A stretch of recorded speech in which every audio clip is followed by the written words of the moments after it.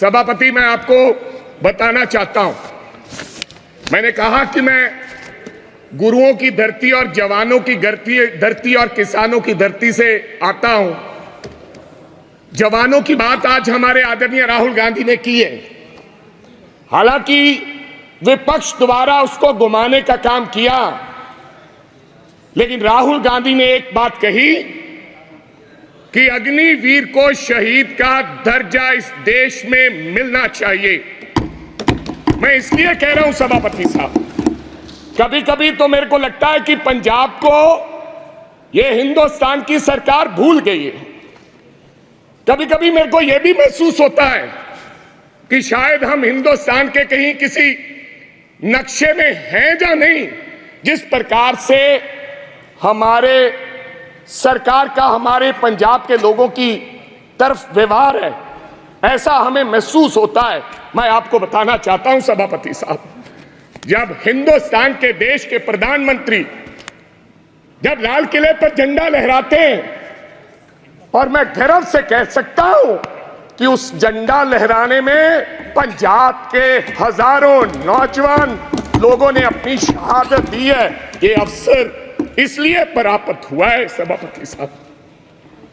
मैं कहना चाहता हूं सभापति साहब, मैं अपने किसान की बात करना चाहता हूं। पिछले 1.5 साल से सभापति साहब, पंजाब का किसान, देश का किसान, आज बड़ी बड़ी बातें की गई। आदरणीय मंत्री महोदय कहे कि हमने एमएसपी दी है। एमएसपी आपने दी है? 1967 में कांग्रेस की सरकार ने किसान के लिए एमएसपी दिया था। जब देश भूखा मर रहा था, तो पंजाब के लोगों ने, इन किसानों ने, देश के किसानों ने देश के लोगों का पेट भरने का काम किया। आज कोई आसान नहीं कर रहा कि हम उनको एमएसपी दे रहे हैं। किसान लीगल गारंटी मांगता है सभापति साहब, एमएसपी की लीगल गारंटी। आपको मैं बताना चाहता हूं, 700 किसान पंजाब का शहीद हुआ। और मेरी एक आदरणीय हमारी सांसद ने उन किसानों की मांओं के बारे में ये कहा कि ये तो 100-100 रुपए पे भाड़े पे लाए हुए लोग हैं। मेरे को शर्म आती है इस बात की। वो किसान, और आज वो किसान दिल्ली के बॉर्डर अपनी बात सुनाने के लिए दिल्ली आना चाहता है। क्या दिल्ली देश से अलग है? क्या दिल्ली में पंजाब के किसान नहीं आ सकते? हमें हरियाणा के बॉर्डर पर रोककर हमारे पर गोलियां चलाई जा रही हैं। हजारों लोग किसान हमारे वहां पर इंजर्ड हुए और कईयों की मृत्यु हो गई, मौत हो गई। लेकिन सरकार की तरफ से गर्मी है। 45-47 डिग्री में बैठा किसान चीख कर पुकार रहा है कि हमें एमएसपी की लीगल गारंटी दो, हमने दिल्ली जाना है। लेकिन उनको आदेश है हरियाणा की पुलिस को, यह देश के गृह मंत्री के द्वारा दिया गया आदेश कि पंजाब का अगर कोई व्यक्ति दिल्ली की तरफ किसान मुंह करेगा तो गोलियों से उसको मार दिया जाएगा। ऐसा हमारे साथ व्यवहार हो रहा है सभापति साहब। ये हालात है। आप कहते हो किसानों को, आपने किसान निधि योजना में आपने बड़ा कोई इनकलाब खड़ा कर दिया। आपने कहा कि 3,20,000 करोड़ लोगों को हमने 20,000 करोड़ दिया है किसान निधि योजना के तहत। मैं पंजाब की बात बताना चाहता हूं। आंदोलन के बाद हमारे साथ किस प्रकार का व्यवहार हुआ। 2019-20 में 23 लाख लोगों को किसान निधि योजना का फायदा मिलता था। जब हम आंदोलन किया, सरकार को काले कानून जो 3 बने थे वो सस्पेंड करने पड़े, वापस नहीं लिए। तो इन्होंने कहा कि अब इनकी निधि योजना बंद करो। 2023 और 24 में ऑन रिकॉर्ड बोल रहा हूं, फ्लोर ऑफ द हाउस, 8,56,000 लोगों के किसान निधि योजना से नाम काट दिए गए। ये छोटी बात नहीं है। पर कहा गया कि इनके कागज इनकम्प्लीट थे, इसलिए हमने इनके ये खाते काट दिए गए। तो पहले आपने कैसे दे दिए 23.5 लाख लोगों को? मैं चलो ज्यादा कुछ ना कहते हुए मैं आगे एक बात और करनी चाहता हूं सभापति साहब। ये किसान का हाल है, मैं बताना चाहता हूं। अभी मैं पेज नंबर 19 पे पढ़ रहा था कि ये भारतीय न्याय संहिता यानी कि penal code will come into force in the country from the 1st of July, लोगों को इंसाफ देने के लिए। और देश के गृह मंत्री ने लॉ एंड ऑर्डर की बात कही कि पंजाब में लॉ एंड ऑर्डर की स्थिति ठीक नहीं है। आज से 4-5 महीने पहले मैं आपको ये कहना चाहता हूं, आप लोगों को जस्टिस देने के लिए ये लॉ लेकर आ रहे हैं। आप कभी पाकिस्तान की बात करते हैं, कभी चाइना की बात करते हैं, कभी कुछ और कहते हैं, लेकिन मैं आज इस सदन में एक बात कहनी चाहता हूं। सभापति साहब, हमारा एक साथी था, उसका नाम था सिद्धू मूसेवाला, एक कलाकार था, दुनिया में उसका नाम था। चाहे तमिलनाडु हो, चाहे महाराष्ट्र हो, चाहे केरला हो, चाहे न्यूयॉर्क हो, उसके गाने पर दुनिया झूम उठती थी। और मैं ये भी कहना चाहता हूं सभापति साहब, टाइम स्क्वायर न्यूयॉर्क में हर तीसरे दिन सिद्धू मूसेवाला बजता है।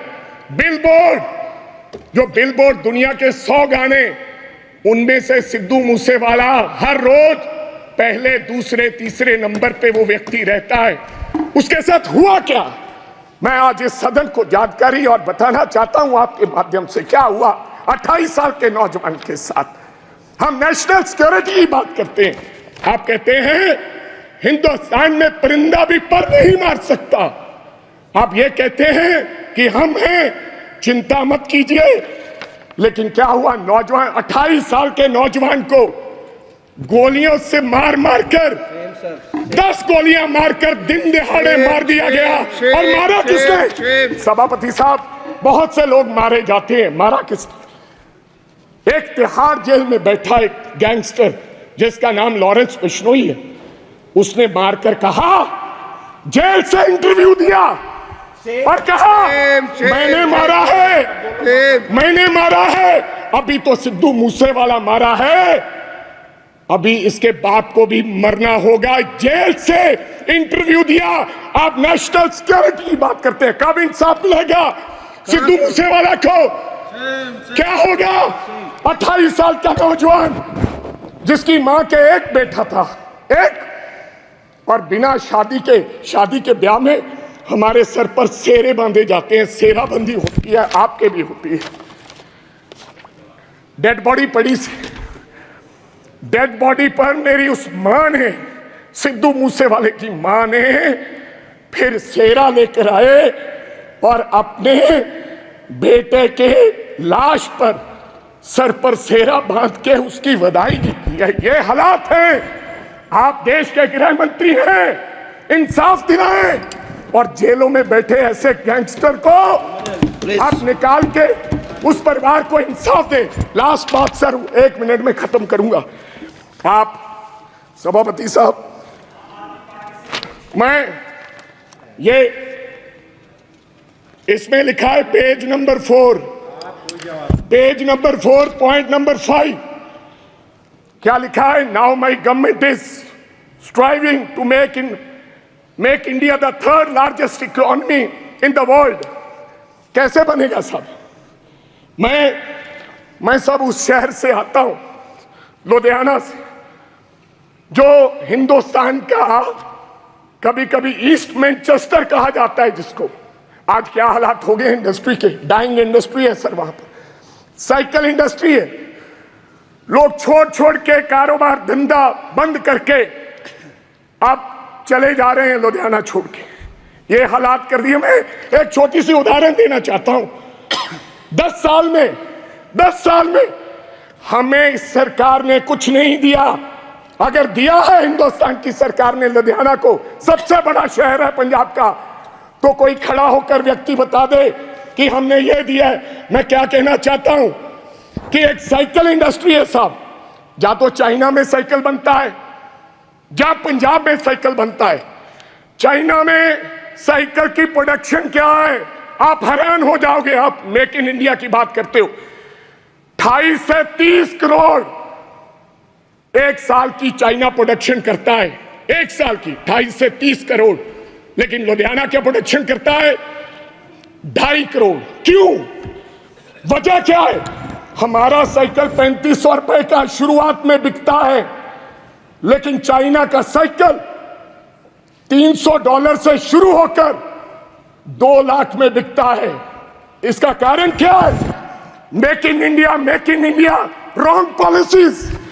जब तक ये रॉन्ग पॉलिसीज है, समाप्त कीजिए, समाप्त कीजिए, तब तक हमारा देश तरक्की नहीं कर सकता। कैसे तरक्की करेंगे? आपकी रॉन्ग पॉलिसीज की वजह से आज हमारी इंडस्ट्री, जो लुधियाना की इंडस्ट्री है, उसके ये हालात हो गए। अंत में एक लाइन में समाप्त करना चाहता हूं, हमारा भाईचारा बहुत कायम है स्पीकर साहब। पंजाब के लोग बेशक चाहे किसी पार्टी को वोट दो, आम आदमी पार्टी को लोगों ने वोट दिया, अकाली दल को दिया, कांग्रेस को दिया, बीजेपी वालों को भी दिया, लेकिन आपस का भाईचारा नहीं कभी टूटा। इस बार पहली बार राम जी के नाम पर, भगवान राम के नाम पर, भगवान हमारे भी हैं इनके, और भगवान ने बता दिया अयोध्या से ये संदेश दिया पूरे देश भर में कि राम भगवान बीजेपी के नहीं है। उन्होंने ये संदेश दिया। लास्ट मैं एक सेकंड पहले बोल रहे हैं, बोलो सभापति साहब, मैं एक नारे के साथ अपनी बात खत्म करूंगा।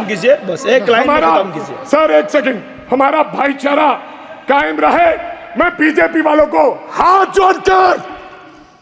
जोड़कर गुजारिश करना चाहता हूं, देश के प्रधानमंत्री जी को, देश के गृह मंत्री जी को, कि मंगल सूत्र की बात ना करें। थैंक यू, आप कब्रिस्तान की बात मत करें। मैं एक नारे के साथ अपनी बात खत्म करूंगा। मंदिर बांटा, मस्जिद बांटी, मंदिर बांटा, मस्जिद बांटी, बांट दिया भगवान को। ओ शर्म करो बीजेपी वालों, मत बांटो इस देश के बोले वाले इंसान को, मत बांटो इस देश के बोले वाले इंसान।